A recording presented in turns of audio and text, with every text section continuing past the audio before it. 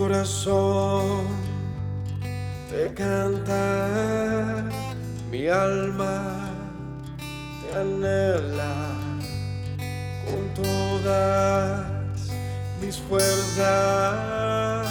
Te amo, roca eterna, tú eres mi esperanza, mi gloria, mi fuerza.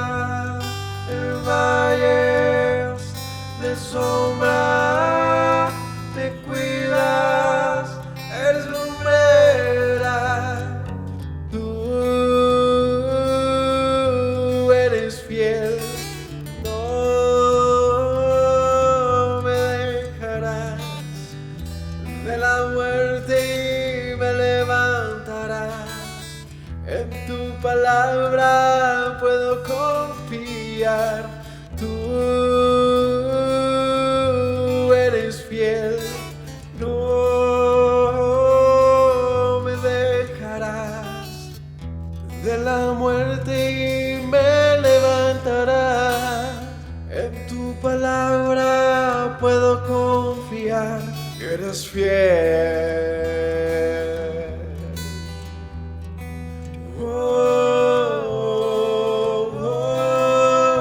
Mi corazón te canta, mi alma te anhela con todas mis fuerzas. Te amo, roca eterna, tú eres mi esperanza, mi gloria, mi fuerza. En valles de sombra me cuidas, eres lumbrera. Tú eres fiel, no me dejarás de la muerte y me levantarás. En tu palabra puedo confiar. Tú eres fiel, no me dejarás de la muerte y me levantarás. En tu palabra puedo confiar. Eres fiel, eres fiel. Tú eres fiel, no me dejarás de la muerte y me levantarás. En tu palabra puedo confiar. Tú eres fiel, no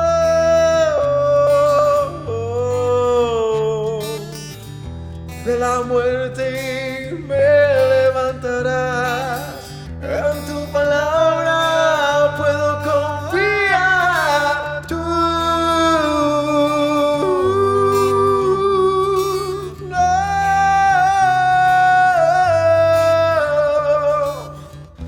de la muerte y me levantarás.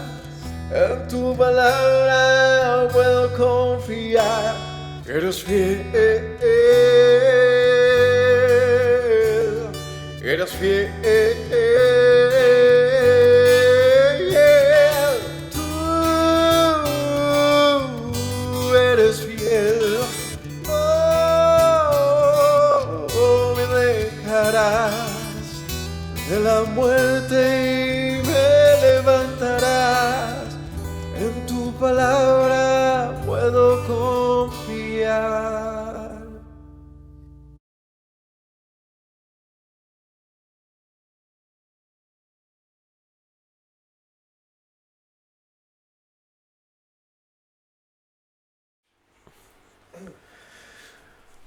Shabbat Shalom para todos mis hermanos, el Señor los bendiga. Bienvenidos a un nuevo día de Shabbat, a un tiempo de estudio, de compartir. de edificarnos, de aprender sabiduría de Dios, entender cuál es su voluntad, sus caminos y hacerlo juntos, como un pueblo, como una iglesia, como una congregación. Así que bienvenidos todos los que por primera vez quizás estén viendo esto en YouTube.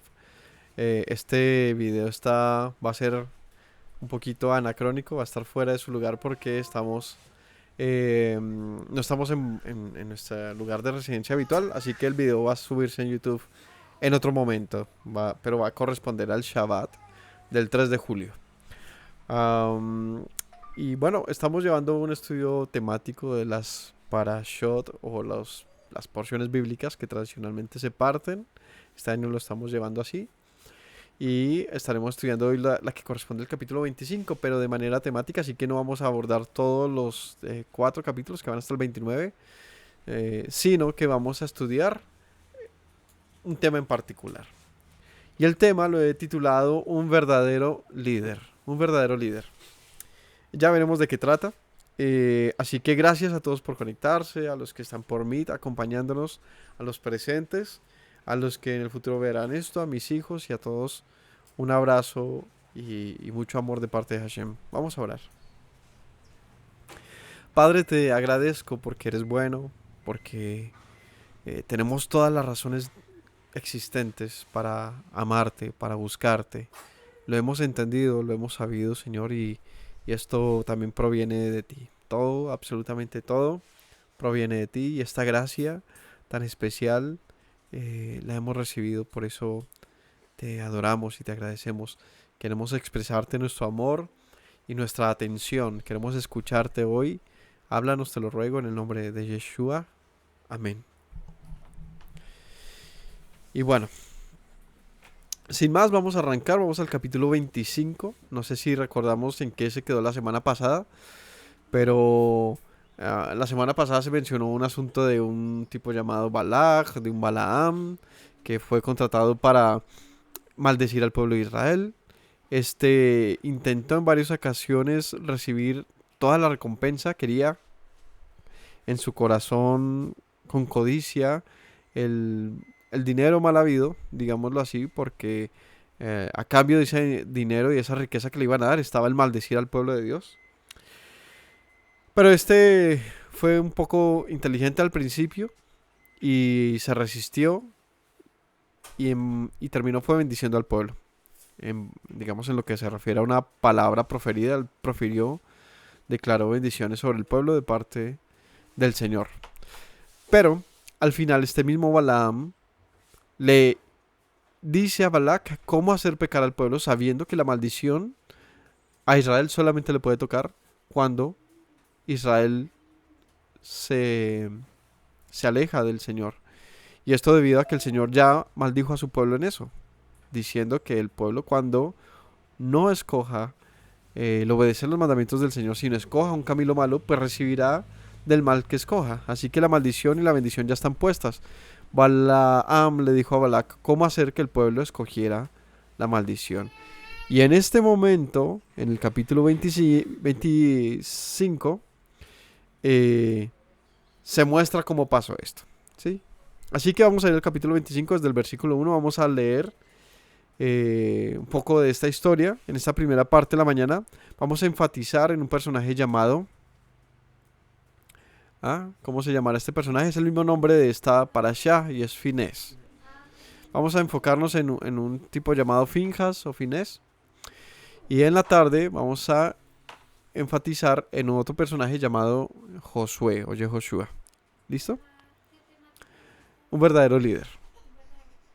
Ambos líderes de Israel a futuro. No en este presente en el que van a pasar, pero vamos a ver qué cualidades, qué virtudes, quiénes fueron estos hombres que fueron designados para los dos más altos, digamos, cargos o autoridades en Israel. ¿Cuáles eran? El de dirigir al pueblo y el otro, el sacerdocio. Vamos a ver. Versículo 1 dice, moraba Israel en Sittim y el pueblo empezó a fornicar con las hijas de Moab, las cuales invitaban al pueblo a los sacrificios de sus dioses. Y el pueblo comió, se inclinó a sus dioses, así acudió el pueblo a Baal Peor. Y el furor de Yahweh se encendió contra Israel. Yahweh dijo a Moisés: toma a todos los príncipes del pueblo, ahórcalos delante de Yahweh delante del sol. Y el ardor de la ira de Yahweh se apartará de Israel. Entonces Moisés dijo a los jueces de Israel: matad cada uno a aquellos de los vuestros que se han juntado con Baal. Y aquí un varón de los hijos de Israel vino, trajo una madianita a sus hermanos a ojos de Moisés, de toda la congregación de los hijos de Israel, mientras lloraban ellos a la puerta del tabernáculo de reunión. Y vio Finés, hijo de Eleazar, hijo del sacerdote Aarón, se levantó de en medio de la congregación y tomó una lanza en su mano. Fue tras el varón de Israel a la tienda y los alanceó a ambos, al varón de Israel y a la mujer por su vientre. Y cesó la mortandad de los hijos de Israel. Y murieron de aquella mortandad 24,000. Entonces Yahweh habló a Moisés diciendo: Finés, hijo de Israel, hijo de sacerdote Aarón, ha hecho apartar mi furor de los hijos de Israel, llevando el celo entre ellos, por lo cual yo he consumido mi celo a los hijos de Israel. Listo, vamos hasta acá. Aquí, este pasaje me va a recordar a dos preguntas que pude, ¿cómo se dice?, compartir recientemente con un amigo. Y es: ¿cómo funciona esto del celo de Dios y el celo de los hombres? Y otra, ¿cómo es que tenemos una época con tantas, no sé, masacres, con tantas muertes, con tantos asesinatos, con una ira de Dios, y de repente ahora tenemos un panorama diferente, ¿no? En el cual pareciera que ya pasó, que ni debe ser mencionado porque pareciera un Dios diferente. Algo así es como lo que abordamos en ese momento.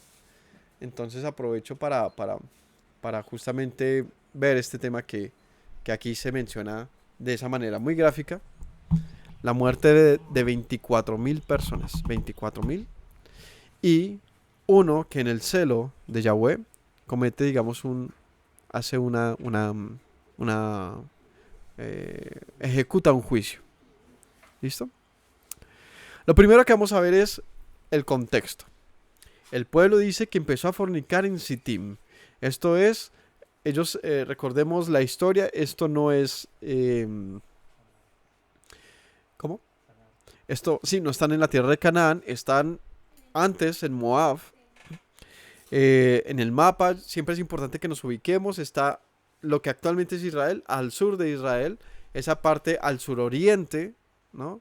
Está Moab y Amón, pero más abajo está Edom. Ellos habían tenido su cuestión allí con los edomitas, y aquí estaban los moabitas y los amonitas. ¿Y esto saben qué tiempo es este? O sea, más o menos en qué época está pasando esto. En la historia de Israel, como que de la historia del cruce a la tierra prometida, esto es al principio, es al final, es como a la mitad. ¿En qué momento está pasando esto? Esto es que lo que pasa es que en Números vimos cuando ellos llegan a la tierra prometida, o sea, apenas para cruzar, y el pueblo se rehúsa a volver. El Señor le dice: pues mueran entonces, ¿cierto? Váyanse y mueran. Y casi que al momentico ya otra vez están ahí. El informe de los espías y todo eso lo mencionamos hace que por ahí unas 3 o 4 enseñanzas atrás. Pero aquí ya ha pasado unos 40 años. Aquí ya pasó un montón de tiempo. ¿Por qué? Porque aquí se devolvieron, dan una vuelta por el Sinaí y dicen: yo ya había pasado por aquí, ¿sí? Visita turística. Y ese Finés que está acá, quizás era un niño, o quizás no había nacido. ¿Cuándo? En el primer paso, o sea, el primer momento que estuvieron en esta zona, ¿no? Él era nieto de Aarón, y pues para el primer momento hubo una generación. Para este segundo momento ya viene una generación diferente, y vamos a ver ese espíritu o ese corazón o esa valentía de los que estaban aquí. Porque aunque el pueblo, dice aquí, se sentó a fornicar, a pecar con las moabitas, con las madianitas, ya ahorita vamos al cuál fue el pecado allí. El caso es que hubo algunos valientes que no se permitieron que la ira del Señor fuese sobre el pueblo, haciéndolo regresar. ¿Sabe qué hubiese pasado si toda la nación, más allá de las matanzas que habría pasado probablemente, que el Señor una vez más los hubiera dicho, ustedes tampoco van a entrar? Eso pudo haber pasado, porque el pueblo se sentó, más allá del asunto de que se hubieran acostado con mujeres madianitas, ese no fue el mayor problema. El problema fue que se fueron tras sus dioses, ¿no? Tras Moloch, tras los ídolos de los madianitas. ¿Por qué digo que el problema no era que se hubieran acostado con madianitas? Porque la misma esposa de Moisés era madianita. Su suegro era Jetro y su mujer Séfora eran madianitas. Eh, eh, y el pueblo podía juntarse con madianitas, sí. Ellos eran parientes. Ellos son hijos de Abraham también por el lado de Sétura. ¿Estaba prohibido? No. ¿Cuál era la prohibición? ¿La idolatría? No podían tener ídolos. La prohibición, tengámoslo presente siempre, acerca de la mezcla puntualmente de los textos, hace referencia a los pueblos de la tierra de los cananeos. Los pueblos que tenían que conquistar y expulsar de la tierra no podían hacer alianzas con ellos, porque era perpetuar un pueblo que había sido llamado a juicio. Entonces, en vez de que vayan a juicio, tú lo que haces es preservarlos e incluir tu simiente en ellos, pues ahí hay un problema grande, porque tú también podrías llevar del juicio de ellos. Pero esa prohibición no estaba, pues, para todo, digamos, todas las naciones. Ellos podían, claro que sí, buscar una esposa madianita, una moabita, pero no podían hacer esto que pasó aquí. Primero, que no fue un asunto de voy a buscar una esposa allí, o me gustó esta, o quiere unirse al pueblo. No pasó nada así. Fue que hubo una... ¿Cómo le llaman eso ahorita? Cuando es así en masa, ¿cómo le llaman eso? u- Seguramente hubo algo parecido a una orgía, un poco de mujeres, empiezan a llegar, seductoras, porque esa era la intención, no es que queramos clasificar a una mujer extranjera como, o sea, que por ser madianitas entonces eran malas, no. El problema es que ellas sí fueron enviadas con el propósito de desviar el corazón del pueblo. Y estos varones, mayormente los de Simeón, ahorita veremos eso, se dejaron seducir por estas mujeres. Listo. ¿Qué pasó? Pues más allá del jolgorio, la fiesta, lo que hayan hecho ellos en su momento, que fue algo público, fue algo abierto, fue que participaron con sus cultos de ellas, con sus cosas. Así que también aquí viene otra opción. De pronto ni siquiera llegaron a seducirlos como ven y acuéstate conmigo, sino ven y de acuerdo a quizás su cultura y a su religión y a su forma de culto a sus dioses, quizás las ofrendas a sus dioses implicaban también un asunto sexual. Así que simplemente participaron del culto de ellas a sus dioses de una manera sexual.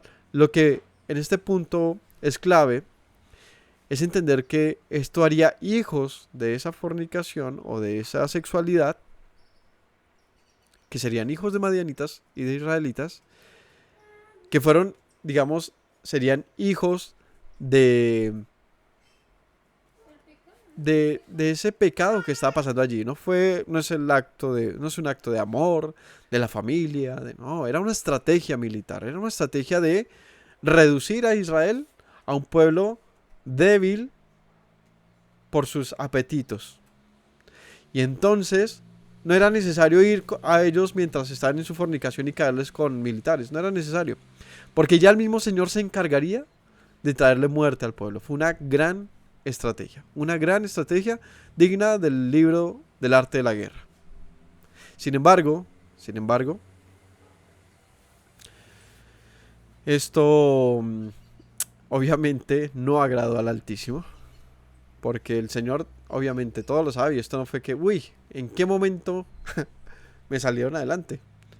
El punto es que tenemos que entender que el poder de bendecir y maldecir viene de Él.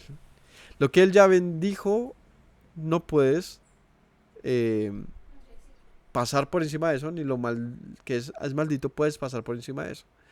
Lo único que se puede hacer es que aquello que ha sido bendito o maldito, ese pueda cambiar. Solamente aquel que ha sido, o sea, tú no puedes a una persona, a un ser, a un pueblo, a alguien, etcétera, que el Señor bendijo, tú no puedes maldecirlo y viceversa. Pero él, quien tiene el poder de decir bien y decir mal, también ha dicho mal y ha dicho bien de esos mismos pueblos.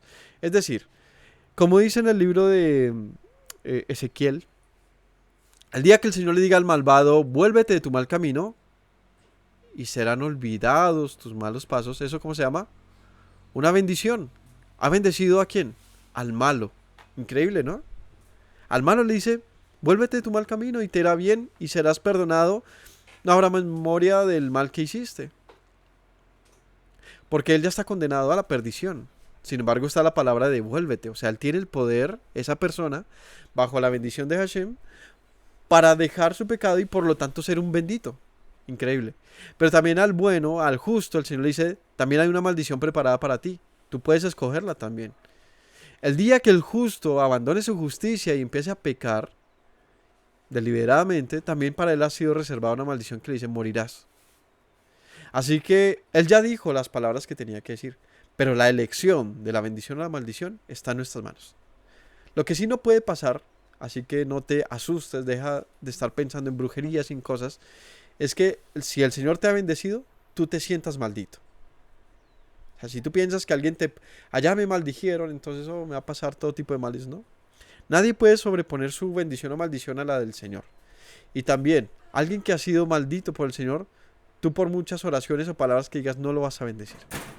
Solamente el Altísimo, en sus palabras ya dichas, pueden traer sobre esa persona bendición o maldición.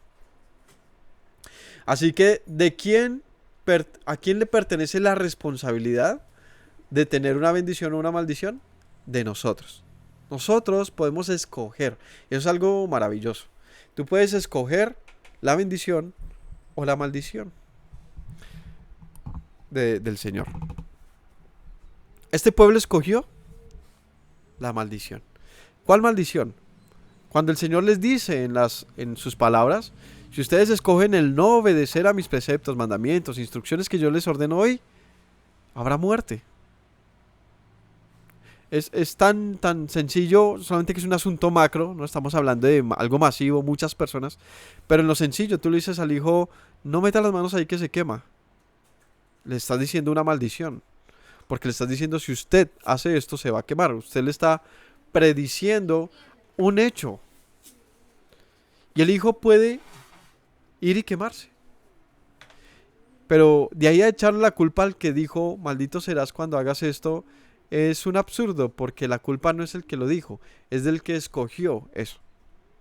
Así que nuestra sociedad se ha acostumbrado a echarle la culpa a Dios y catalogarlo como malo, cuando Él hace lo que de acuerdo a la justicia, ojo, a la justicia debe hacer. En ese orden de ideas, si Dios no hiciera lo que hace, Él sería un juez injusto y sería indigno de portar su deidad, la que Él proclama, la que Él mismo proclama. Así que cuando Dios hace lo que tiene que hacer, la pregunta es, ¿de quién es la culpa? ¿De quién es la culpa? O sea, tú le dices a tu hijo, no, que se va a quemar, y él va y se quema. ¿Es tu culpa por ser su papá y haber previsto que se podía quemar? Puedes decir toda la vida, pero es que debió haber entonces sellado esa estufa. ¿Por qué? Se supone que el hijo en algún momento tiene que tener la conciencia para saber qué escoger o no. Porque si tú lo cohibas de todo, él jamás tampoco tendrá nunca un factor clave, y es decisión, elección. Bien podría, como dicen por ahí, pues Dios, ¿para qué nos crea así? Pues simplemente estaríamos hablando de otro universo. Y ya.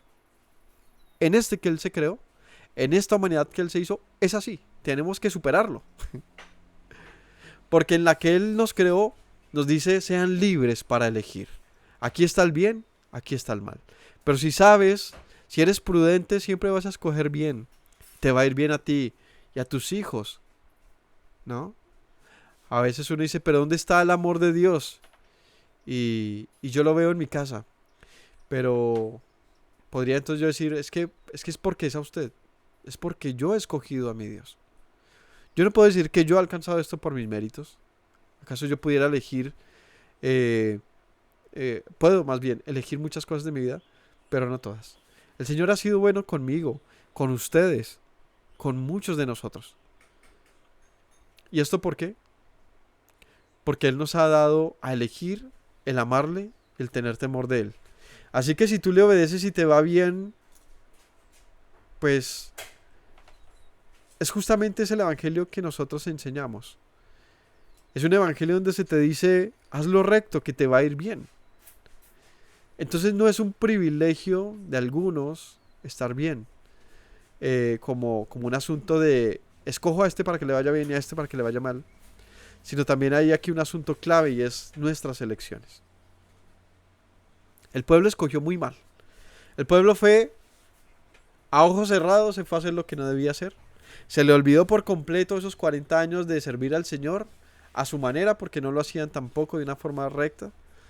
Pero apenas vieron la oportunidad del pecado disfrazado de entretenimiento, disfrazado de una mujer hermosa, disfrazado de algo diferente, pum, se les fueron sus ojos, se les fue su corazón y decidieron, ¿qué escogieron ellos? La muerte. Un pueblo bendito escogió la maldición. Es increíble que nosotros hagamos eso, pero es que eso es lo que nosotros hacemos todos los días. Nosotros todos los días, pudiendo tener la decisión, como dicen los grandes hombres de negocios, ¿qué dicen ellos? ¿Qué dicen, qué dicen los grandes hombres de negocios sobre la fortuna? ¿Cuáles son los consejos que ellos dicen? ¿Que dónde está el dinero? Está en tus manos. O sea, si tú no tienes dinero es porque no lo quieres. Eso es lo que dicen, digamos en conclusión, los grandes hombres que han hecho mucha fortuna. ¿Dónde está? En las ideas, en personas que se toman, digamos, la oportunidad, aprovechan las oportunidades, se toman el esfuerzo y le hacen hasta que la sacan adelante. Ese es el gran consejo de cualquier, digamos, exitoso. Es esfuerzo, es hacerlo, es hacerlo, es hacerlo. ¿Qué pasa cuando no lo haces? Pues no hay empresa. Y ya, y deja de quejarte. Eso pasa entonces también, así como pasan esas situaciones, que son proyectos, son emprendimientos, son logros, pues en la vida personal también. Tú tienes que esforzarte, esforzarte y esforzarte. Porque en el camino del Señor no hay espacio para el volver atrás. No hay espacio para quedarse acostado en el piso llorando y diciendo por qué me tocó esta vida así. Aquí lo único que hay es que aprovechar que el que dijo bendito eres, sigue diciéndolo hoy. Así que por más de que hayas nacido en un hogar difícil o tengas dificultades hoy, ese presente puede cambiar. Para bien o para mal. ¿De quién está esta lección? En tus manos. Pero luego no es Dios el que marca el futuro, sí. Entonces no dices que yo lo escojo también. ¿Cómo así? Él ya dijo cuál es tu futuro. Pero de ti está escogerlo. Es decir, Él tanto te puso adelante escoger la vida o la muerte, el éxito o el fracaso, el amor o el odio, la venganza o el perdón. Está en tus manos escoger bien. Si tú escoges mal, luego no le eches la culpa a Dios de tus miserias. Porque el mundo se acostumbró a esto. La culpa es de Satanás, la culpa es de los demonios, la culpa es de mis papás, la culpa es de mi mujer, la culpa es del perro. O sea, buscamos culpables y eso lo aprendimos desde el mismo Adán, ¿no? Adán, ¿qué hiciste? Señor, fue tu culpa. Tú me diste esta mujer que me hizo pecar. Increíble. Desde el principio siempre estamos justificando nuestros errores, pero eso nos, más allá de, digamos, señalar esto en alguien, es entender que así somos como humanos. Que esto es el pan diario de nosotros y que a menos de que nos demos cuenta que somos esclavos de nuestra corrupción, de nuestros fracasos, podemos cambiarlos. Simplemente decir, es que así somos. Entonces ya puedes hackearte a ti mismo, como dicen ahora. Hackeate. O sea, cambia. ¿Ya te diste cuenta dónde está el error? El error es que tú piensas que estás bien. El error es que tú piensas que hay un error y no eres tú. Por eso, el pueblo fue ingenuo y fue preso una vez más de de sus apetitos, de sus cosas. ¿Y el Señor qué hizo? Pues yo les advertí que se iban a quemar y se van a quemar duro. Pero Dios, ¿por qué no los perdona? ¿Por qué no los salva? ¿Por qué esto y por qué el otro? Porque si Él se intrometiera en cada una de nuestras decisiones, no seríamos libres. Y la conversación de hoy sería, ¿pero por qué Dios no nos deja ser libres? Por eso les digo, dejémoselo a un universo paralelo que quizás Dios tenga y quizás así esté haciendo allá. Pero en este, en el de ahora, en el de nosotros, no es así. Cada uno asuma sus decisiones, porque entonces no reclames libertad. Si cuando tienes libertad para decidir, luego dices, pero ¿por qué Dios no se metió aquí en medio mío y me quitó el mal? Pues porque tú también lo escogiste. Porque otro lo escogió por ti, tus papás, tu sociedad, tus reyes, tus presidentes. ¿Qué de malas? Nos tocó así. Pues no de malas. También en tus manos está el cambio y el traer bendición a tus hijos, a tu vida y a tu país. Así que lo que falta, ¿qué es? Gente que le, como dice por ahí la propaganda, gente que le ponga el alma. Quejarnos, eso no es nuevo, o sea, toda la vida. Allí Caín quejándose de su hermano por la envidia que le tenía. El quejarse es un engaño. El quejarse me he dado cuenta que es como una trampa que está ahí, te hace pensar que debes gastarte la vida en eso.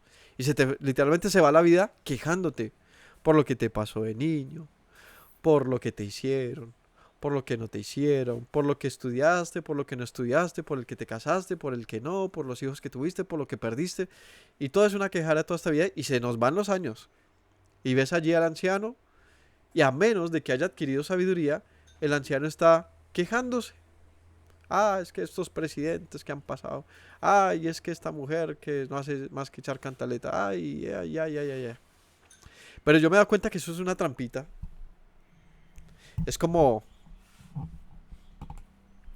algo que está ahí constante, que nos desvía la atención de las cosas importantes.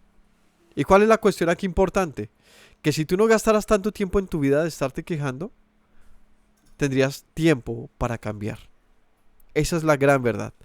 Y el pueblo lo único que sabía era quejarse y ceder al error. Esa es la historia del pueblo de Israel. Un pueblo que sabe quejarse y sabe caer. Pero entre esos muchos también hay unos pocos que supieron no quejarse y supieron escoger bien. Y ahí podemos vernos también. Ahí empiezan a nacer esos líderes. Porque esta enseñanza se llama un verdadero líder. Un verdadero líder no se la pasa quejándose. Un verdadero líder se destaca porque en primera instancia puede ser un agente de transformación, si le queremos dar un nombre a eso. Agentes transformadores, para el bien o para el mal, pero pueden cambiar las cosas. ¿Cuándo alguien puede cambiar las cosas? Cuando deja de ver como los demás ven. Un verdadero líder, la primera cosa que vamos a ver aquí, a diferencia de Finjas, es que no veía lo que el pueblo estaba haciendo. O sea, no veía como el pueblo, más bien. Este no se dejó, seguramente también habrá visto mujeres hermosas, pero este no encontró en eso, digamos, no se desbocó tras eso. Es decir, para donde va el pueblo no necesariamente, cuando donde va la masa, no necesariamente allí está lo correcto, ¿no? Si tú ves que todo el mundo va hacia la derecha, pues no te vayas tras todos, ¿no? Porque quizás todos estén equivocados. Quizás. Y en muchas cosas pasa así, o sea, a veces aprobamos y a veces rechazamos cosas, desaprobamos cosas, pensando que ahí está la sabiduría popular, porque todo el mundo la aprueba, entonces está bien, porque tú lo desapruebas está mal. Pero recuerda que también en masa se cometieron muchos errores gravísimos en la historia. Un ejemplo, la matanza del Mesías, ¿cómo se hizo? En masa, ¿cierto? El error del pueblo, ¿cómo se hizo? En masa. El error del pueblo y de las naciones en general, ¿cómo se ha hecho? En masa. La corrupción, los crímenes. Muchos crímenes se han hecho en masa, como los que se cometieron en otros momentos con el pueblo de Israel, como los que se cometieron con muchas naciones. Entonces la elección de muchos no necesariamente es lo correcto. Entonces, uno de los primeros brotes de un verdadero líder es que, ¿qué hace un verdadero líder? Piensa diferente. Piensa diferente. No se deja seducir por las cosas de momento. Las cosas pasajeras no lo, digamos que no son la clave de sus decisiones. Este tiene las decisiones fundamentadas en cosas superiores. ¿Esto qué le trajo al pueblo? Entonces, desgracia. Y el Señor le dice al pueblo, pues todos ejecuten mi juicio. Y que muera cada uno entonces de los que pecaron, juntándose con Baal. Entonces uno dice, pero ¿por qué Dios le dice al pueblo que mate a sus hermanos? Una pregunta difícil. ¿Por qué el Señor manda, al pueblo a matar a los cananeos? Que arrasen con todo. Mujeres, niños, con todo. ¿Qué tiene que ver Israel? ¿Por qué no simplemente, la primera, por qué Dios mata a los demás? La respuesta es simple, porque desde el principio todos morimos. Así que pues eso no es nuevo, la muerte. El que muere de anciano y en paz, al igual que el que muere en un accidente o que muere con un homicidio o que muere en una guerra, todos tienen algo en común y es que murieron. Pues el punto aquí de analizar es, o la cuestión es cómo murió. No, creo que la cuestión es por qué mueren. Simple, porque Dios determinó que haya una muerte y después el juicio. Así que pues así funciona esto. Y si no podemos asimilar que todo lo que nace también muere, pero que también puede procurar a la eternidad, pues aquí lo que pasa es que no hemos asimilado nuestra existencia. Pero una vez que uno dice, pues es que así es, aquí así funciona esto, pues entonces ya no te quejas más por la muerte, sino asumes que pronto llegará el día de tu muerte.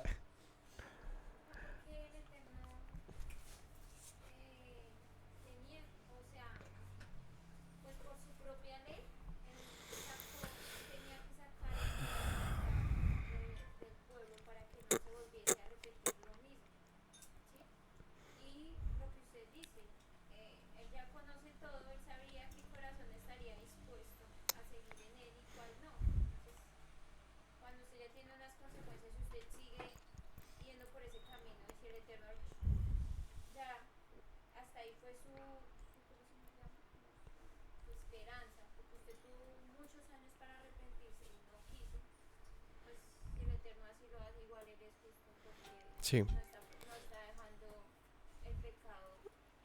así es. Dios es justo simplemente. Y juzgar nosotros la justicia de Dios pues nos pone en una situación de torpeza. Porque simplemente nosotros no tenemos su justicia. Es mayor y porque no logramos entender y dimensionar sus razones. Más allá de lo que hace Dios es por qué lo hace. Si tuviéramos la capacidad de entender la mente de Dios, creo que nos quedaríamos callados y entenderíamos que Él lo hizo bien. Lo que pasa es que es como cuando un papá toma una decisión, Él no tiene por qué preguntarte a ti. Y no es un asunto de machismo, de autoritarismo, es porque Él sabe lo que está haciendo. O sea, si yo recibo un dinero y yo decido pagar con ese dinero mis deudas en vez de llevar a mis hijos a Disneylandia, no tengo por qué pedirles permiso para eso. Ni tampoco Él tiene por qué reclamarme porque lo hice así. Porque en el fondo, la razón no fue egoísmo, no fue nada diferente a que yo sabía que el deber, o sea, lo correcto, era pagar mis deudas primero. Un ejemplo tonto. Si Dios decide que con un huracán mueran 1000 personas, te digo, tú no tienes ningún derecho de decirle por qué lo hizo. Puedes preguntárselo, pero Él no tiene por qué responderte.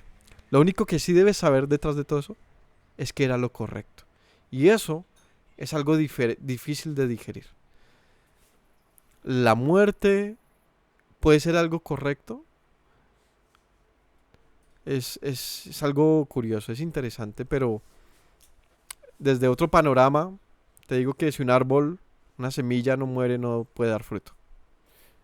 la muerte como un momento necesario para la vida. Ese tipo de argumentos que trascienden, que se hacen complejos, son de las pequeñas cosas que te digo que son las razones de Dios. Son las cosas que tú no puedes entender porque somos tan lineales, tan cuadrados.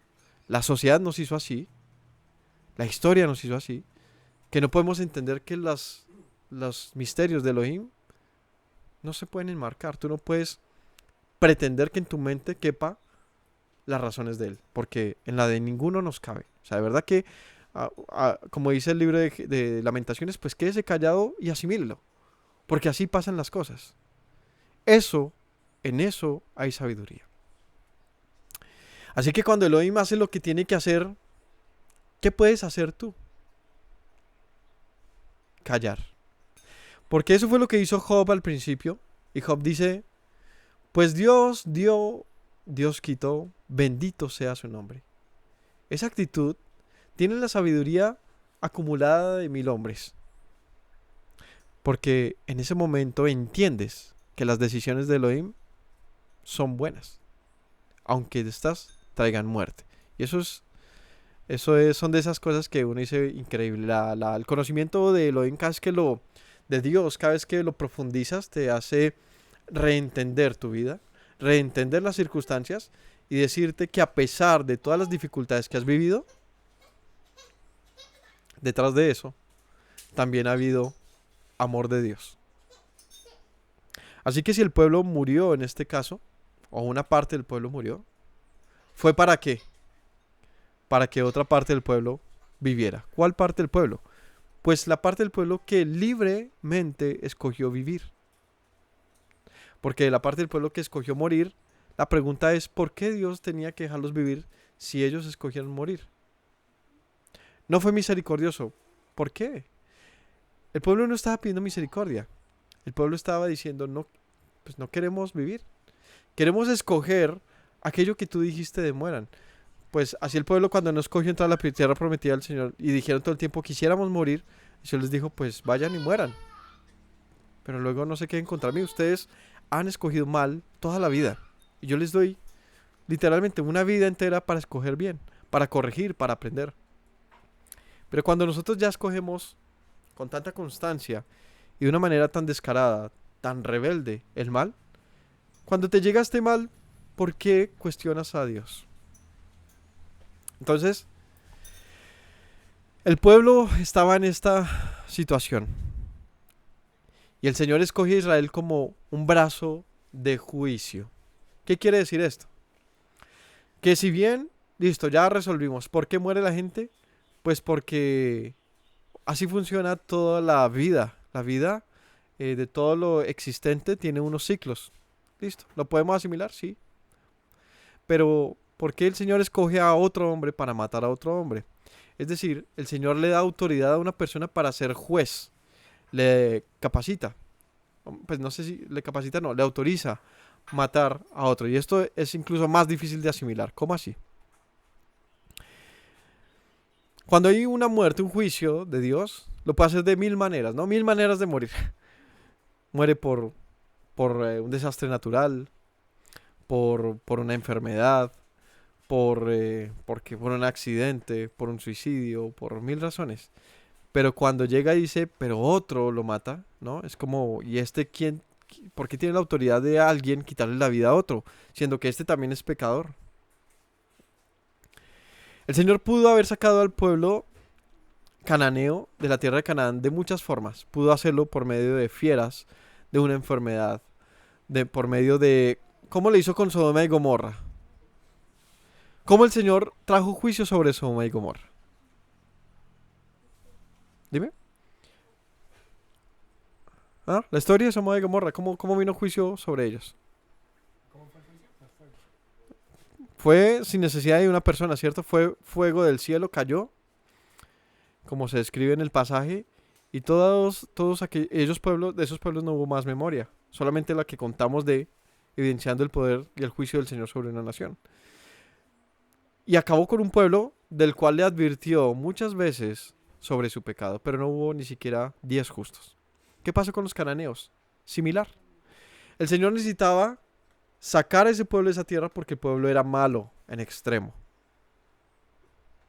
Y en este caso él no decide enviar un juicio del tipo destrucción de la tierra.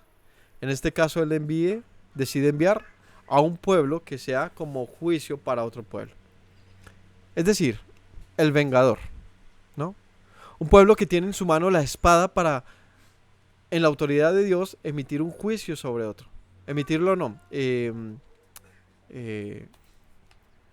¿Cómo se dice? Ejecutar un juicio de Dios. Así que cuando Dios le dice a un pueblo, tú ve y acaba con este, el pueblo no está siendo, digamos, asesino, sino que está siendo un pueblo que que es siervo, que es obediente a una instrucción, y es tú, por la luz que hay en ti, por la vida que tú has escogido, en esa autoridad vas a emitir un juicio sobre este pueblo que ha decidido morir. En ese orden de ideas, una forma de juicio del Señor está en la guerra. Cuando hay guerras, cuando un pueblo desaparece, tienes que entender que esto no es un asunto deliberado del destino, un momento desafortunado, un pueblo que de malas, no. Es parte de los juicios del Señor cuando, cuando el pecado de una nación llega a extremo. No te preguntes por qué hay guerras, porque el Señor las ha enviado. Y tienes que entender que el resultado de esa guerra es parte de las consecuencias del pecado de esa misma nación. El Señor envió a los israelitas como jueces, como un pueblo que se supone que había fundamentado la verdad, los principios sobre lo que es digno y justo. ¿Cómo iba, con qué derecho podría entrar Israel a la tierra prometida si era un pueblo malo? No tenía el derecho de nada, porque al igual que los cananeos, merecerían el mismo juicio. Pero una nación que hubiese aprendido la justicia, el juicio, la equidad, la verdad, tendría una disposición, una autoridad especial para emitir el juicio del Señor sin morir en el asunto. Así que el Señor escogió a Israel para traer juicio sobre los cananeos. Pero Israel mismo tenía que ser intachable. Así que cuando Israel se muestra oscuro, la luz que supone que tenía eran tinieblas, pues el Señor le dice, ustedes mismos tienen que tomar la decisión de emitir un juicio sobre ustedes. Todos tenían que participar. Bien dijo Yeshua, el que esté libre de pecado, tire la primera piedra. Lo que quiere decir esto es que solamente uno que estuviera libre de pecado podría ir y practicar este juicio del Señor. Así que siempre esto ponía a la nación a cuestionarse qué tan fiel era. Porque una nación que iba y juzgaba y emitía una sentencia, siendo ella misma también transgresora de la ley, es como tirar una granada. Muere el otro, pero tú también mueres. Así que para este tipo de situaciones, la intención, como les decía, incluso en la muerte hay vida. Porque el haber dejado a este pueblo sin juicio era haber dejado que la nación misma muriese. Un pueblo que no se corrige perseguirá como un perro su cola toda la vida. Porque no va a aprender, no va a haber lección que aprenda. Si tú no corriges a tus hijos, si no les enseñas disciplina, sabiduría, van a tropezar mucho en su vida. Así que por eso el Señor envió mortandad sobre la nación. El punto no era matar a todo el mundo. El punto era extirpar a aquellos que, a pesar de 40 años dando vueltas en el desierto, con egoísmo, habían dicho, pues no me importa y tampoco quiero entrar a la tierra prometida y quiero morir aquí ya. Aunque esto sea la muerte de toda la nación. Fueron personas egoístas que se olvidaron que no iban como individuales, que iban como un pueblo completo. Y aunque sabían que la ira del Señor estaba constante porque el Señor siempre manifestó su amor y también su rudeza, aún así decidieron ir a pecar, aunque esto les trajera muerte a sus hijos, sus esposas, a los demás. Así que no te preguntes por qué Dios trajo la muerte, pues morir o vivir está en sus manos. Pregúntate por qué un pueblo tan egoísta. Es como que sabes que hay una gran enfermedad, una gran pandemia, y a ti no te importa y vas y te contaminas y contaminas a tu familia. Por el mero hecho de que no te importa. ¿Conocemos gente así? Sí. Por el no te importa contagiarte de un SIDA y pegárselo a tu esposa y a tus hijos simplemente por, por querer estar una noche con una mujer que tenía SIDA. Ese egoísmo nuestro es egoísmo nuestro. Y luego decimos, pero ¿por qué Dios mató al pueblo? Espérese, el pueblo se está matando solito. Se está cogiendo y se está apuñalando y luego le preguntas, ¿por qué Dios? Pues Dios lo único que hizo fue designar, prescribir, decir desde antes, morirán si hacen esto y vivirán si hacen esto. Pero nunca cohibió al pueblo de hacer algo. Él simplemente dijo las consecuencias. ¿Me entienden? ¿O me hago entender? Si tú decides tirarte de un paracaídas y matarte, sí, porque te tiraste sin el paracaídas, pues luego no digas, pero Señor, ¿por qué creaste la ley de la gravedad? O sea, la culpa no es del que da las leyes, el que dice que cómo funcionan las cosas. No es la culpa de él. La culpa eres tú, que en toda la libertad de decidir bien, prefieres escoger mal. O sea, puedes toda la vida escoger bien y vivir perfectamente, vivir una vida estupenda, llena de alegrías, de felicidad. Deja de pensar que el hecho de que el Señor haya designado que hay cosas prohibidas, eso te hace una persona pobrecito. Ay, es que el Señor no le deja escoger lo que Él quiere. Eso es más bien un berrinche, eso es una pataleta de un hijo que no le dejan meterse las cucharadas de azúcar. El papá sabe que puede ser dulce y lo que quieras, pero no es bueno para ti. Entonces empiezas a hacerle la pataleta, el berrinche, y mi papá es muy malo, ¿y por qué entonces no va, más bien va y bota el azúcar? No, espérese. El azúcar tiene que estar en la cocina. Es tu decisión no comerte las cucharadas. Entonces, a veces pareciera incluso fácil decirlo, pues cuando lo entiendes, a veces pareciera incluso un chiste todo esto. Pero a pesar de todo, cuando lo miras, es muy complejo. Cuando lo vivimos, nos damos cuenta que somos demasiado complejos y difíciles. Y que una y otra vez escogemos lo malo. Y ahí es donde nos preguntamos, el asunto no solamente es de maldad, es de torpeza. A veces nos sentimos incapaces de escoger lo bueno. Y uno dice, pero ¿por qué? ¿Por qué me llama tanto la atención lo que no me sirve a mi vida? ¿Por qué yo me lastimo tanto? A veces parece que nos odiáramos a nosotros mismos. A veces parece que, que nos gustara el maltrato, el dolor, el sufrimiento. ¿Por qué escogemos lo malo? Por aquí llega un hombre llamado Finés y apenas vio el mal que seguía en el pueblo dice, pues yo voy a tomar venganza. Y este hombre va en el celo de Hashem y hace esto. Ejecuta un juicio. Leamos desde el 6. Sea que un varón de los hijos de Israel vino y trajo una madianita a sus hermanos, a los ojos de Moisés y de toda la congregación de los hijos de Israel mientras lloraban ellos a la puerta del tabernáculo. Lo vio Finés, hijo de Eleazar, hijo del sacerdote Aarón, y se levantó de en medio de la congregación y tomó una lanza en su mano. Fue tras el varón de Israel a la tienda, los alanceó ambos, y el varón de Israel y la mujer por su vientre, y cesó la mortandad de los hijos de Israel. Murieron de aquella mortandad 24,000. El Señor habló a Moisés diciendo, Finés, hijo de Eleazar, hijo del sacerdote Aarón, ha hecho parar mi furor de los hijos de Israel, llevando el celo entre ellos, por lo cual yo he consumido en mi celo a los hijos de Israel. ¿Qué es el celo? Vamos a ver. ¿Qué son los celos? ¿Qué es el celo? Vamos a ver qué define un diccionario.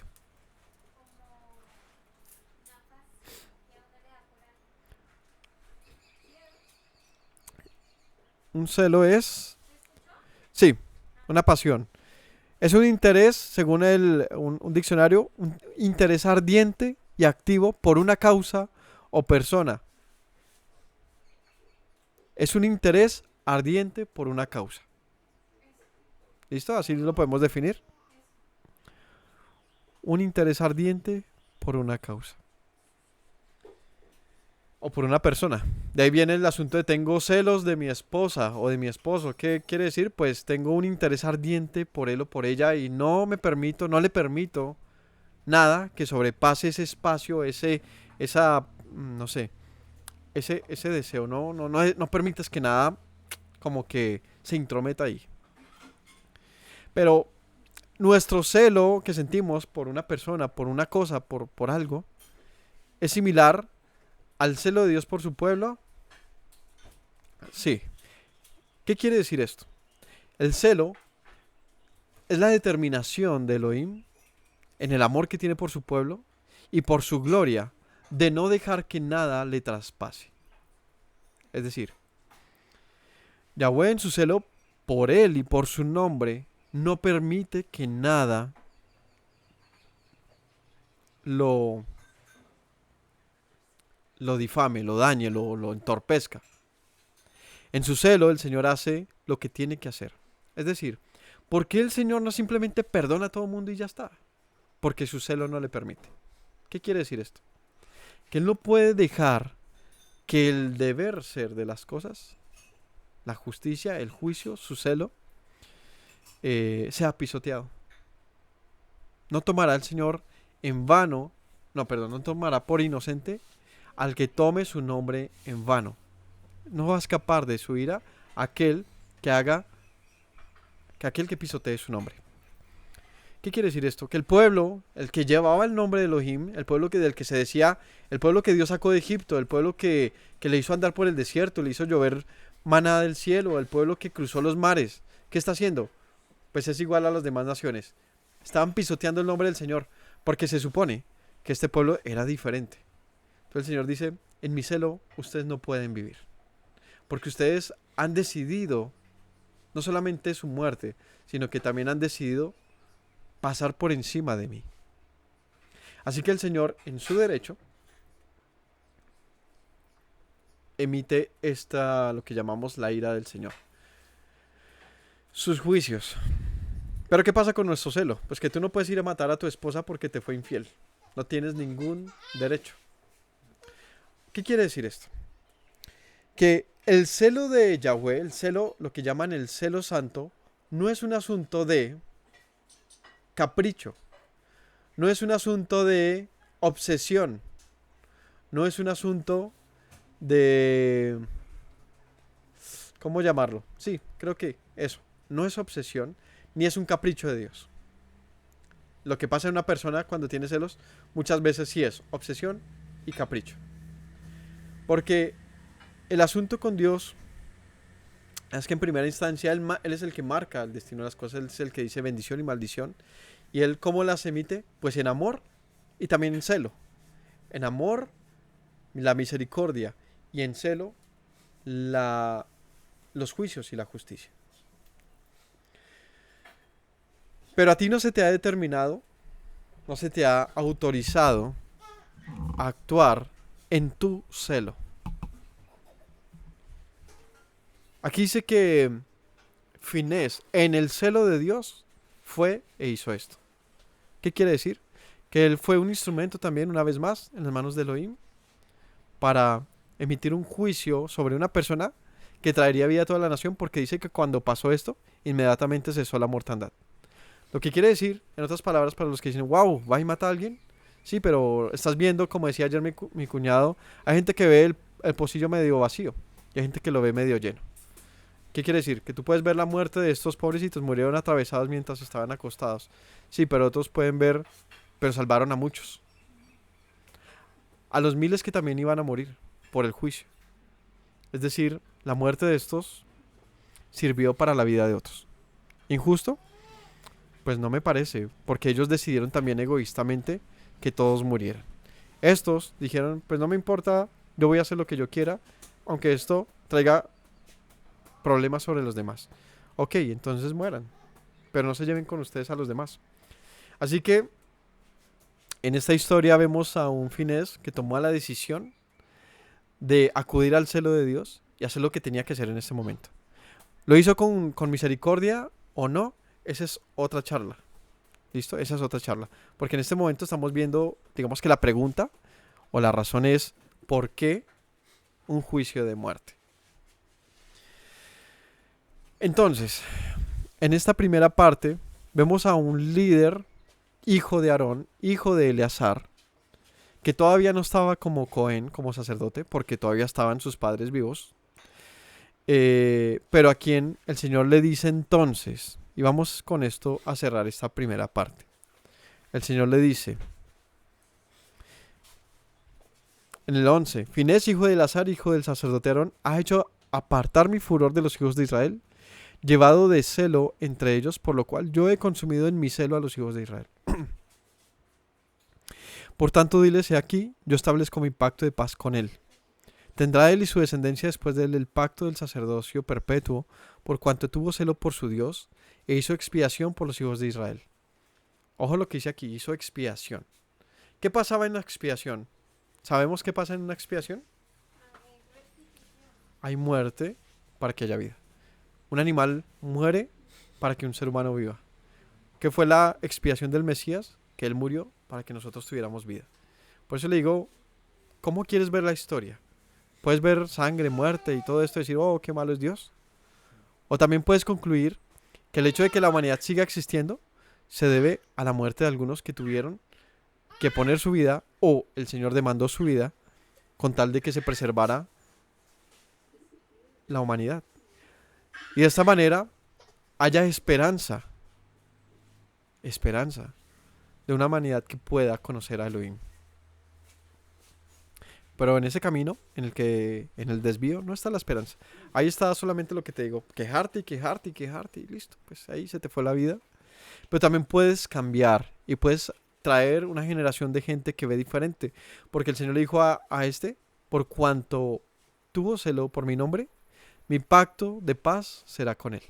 Es decir, él trajo para él, para sus descendientes, una descendencia diferente. ¿De quién viene? A ver, ¿qué descendiente importante viene de este Finés?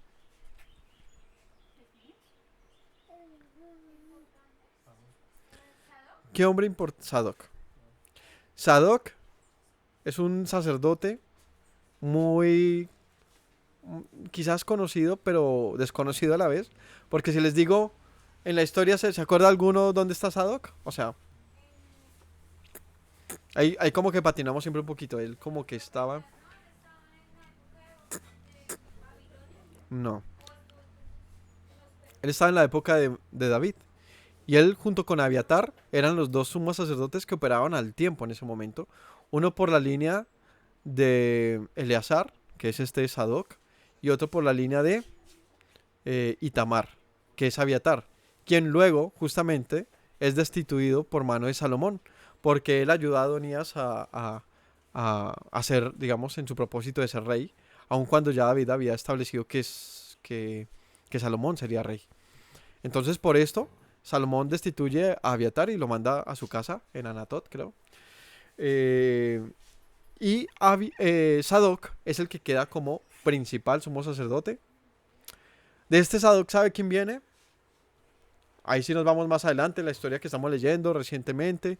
Los profetas, luego viene Esdras, Nehemías, todo esto. ¿De quién viene Sadoc? Esdras. El sumo sacerdote de Esdras es descendiente de este Eleazar. Y lo que quiero que identifiquemos es que, como dice aquí, no faltó sumo sacerdote del linaje de Finés, de la línea de Eleazar. Pues aún de Sadoc viene Esdras. Y de Esdras, ¿qué pasa? Pues se construye incluso un movimiento más grande. Y en la época de los macabeos vemos que hasta Menelao, puesto por Antíoco, no hubo cambios. En todo este tiempo hubo sadoquitas o saduceos sirviendo en el templo como sumos sacerdotes, hasta que se empezó como a piratear, a dañar, a corromper el sacerdocio y una mezcla importante de otras tribus. Y bueno, ya los saduceos incluso también cambian, pero nunca faltó sacerdote de Sadoc.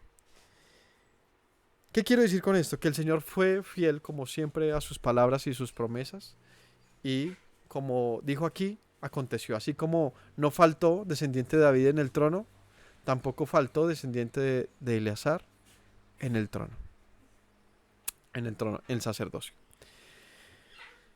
Entonces, vamos a cerrar destacando esas cualidades de un verdadero líder. Primero, piensa diferente. Segundo, sabe tomar decisiones en favor de los demás, aunque éstas sean difíciles, aunque éstas sean de esas que nadie quiere tomar. Un verdadero líder está dispuesto a tomar decisiones que nadie más quiere tomar. Correctas, ¿no? Es determinado. Se toma a nombre, digamos, con propiedad las cosas que son de una autoridad mayor. Es decir, si esto es algo del Señor, es delegado por Él, pues tiene que hacerlo, aunque sus afectos estén implicados. Lo que quiere decir es que es imparcial con relación a la gente, que sabe escoger lo que es mejor para los demás. Eso es un verdadero líder. Un verdadero líder demuestra. Este no se puso a mandar a hacer. Él mismo tomó una determinación de acuerdo a lo que el Señor esperaba y lo hizo. Un verdadero líder demuestra, da testimonio, toma decisiones difíciles, pero todo lo que hace lo hace en favor de la nación, en favor de los demás, en favor de la congregación, por amor. Como bien dijo Pablo en un asunto, ¿y ustedes por qué no han juzgado este? Yo hace rato ya lo habría sacado de la congregación. ¿No saben que un poco de levadura daña al resto? ¿No saben que ustedes tienen el deber de, ¿cómo se llama? Disciplinar, de juzgar los asuntos internos? Entonces, que saquen a ese que está constantemente pecando y quizás se salve, pero no permitiendo el mal es que se van a corregir las cosas.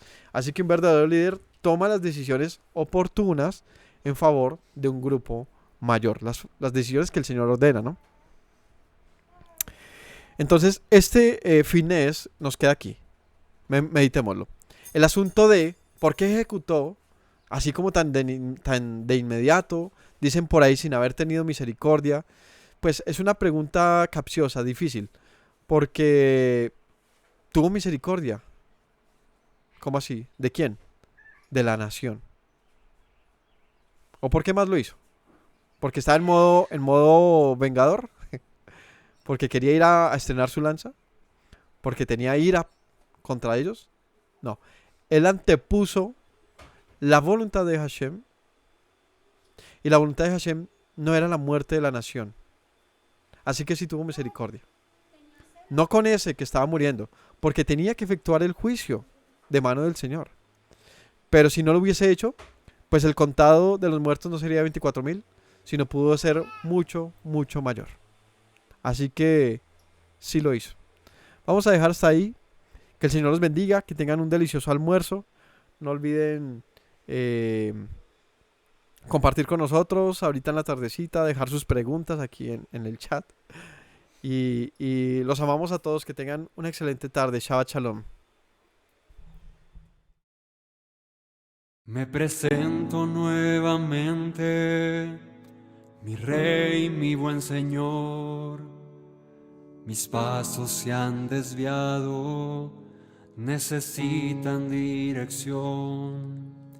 En tu amor me he refugiado, Yeshua, pues así al Padre puedo hoy decir. Me presento nuevamente, mi Rey, mi buen Señor. Mis pasos se han desviado, necesitan dirección. En tu amor me he refugiado, Yeshua, pues así al Padre puedo hoy decir: Abba, Padre, Baruch atah. Señor Dios nuestro Rey de eternidad. Abba, Padre, Baruch atah. Adonai Eloheinu melech haolam.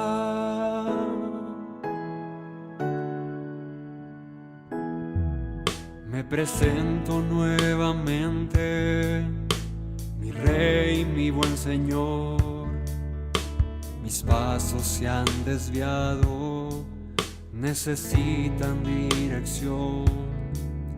En tu amor me he refugiado, Yeshua, pues así al Padre puedo hoy decir: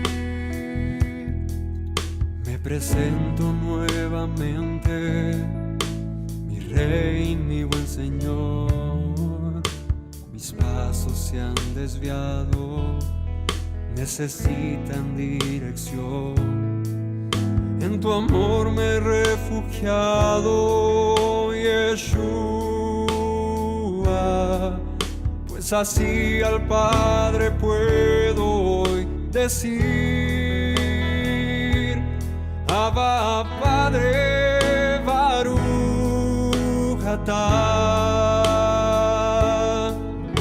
Señor Dios nuestro Rey de eternidad, Abba, Padre, Baruch atah. Adonai Eloheinu